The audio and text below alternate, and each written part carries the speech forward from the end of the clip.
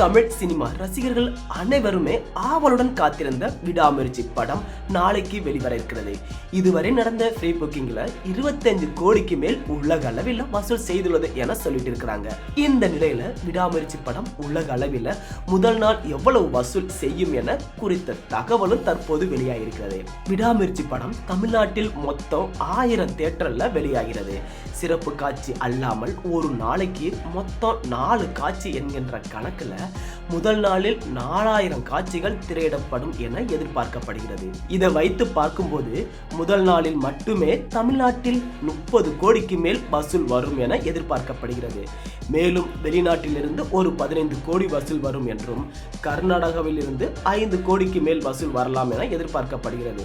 இது மட்டுமின்றி கேரளாவில் இருந்து ஒரு 2 கோடி, ஆந்திரா தெலுங்கானாவில் இருந்து ஒரு 3 கோடி வசூல் வரும் என்று எதிர்பார்க்கப்படுகிறது. இந்தியாவின் மற்ற பகுதியிலிருந்து ஒரு 3 கோடி வசூல் வரும் என எதிர்பார்க்கப்படுகிறது. இப்படி கணக்கு போட்டு பார்க்கும்போது கண்டிப்பா விடாமுயற்சி படம் 50 கோடி வசூலை கண்டிப்பா முதல் நாள்ல அடையும் அப்படின்னு சொல்லிக்கிறாங்க.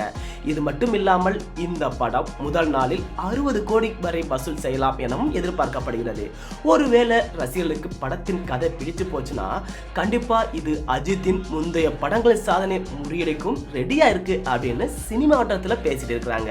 தமிழ்ல வெளியாகி வெற்றி நடை போட்டு வசூல்ல சக்க போட்ட படங்கள்ல விடாமுயற்சி படம் எப்படி முறியடிக்கிறது, எந்தெந்த நாள்ல முறியடிக்க வாய்ப்பு இருக்குது அப்படிங்கிறத அடுத்தடுத்த வீடியோல பார்க்கலாம்.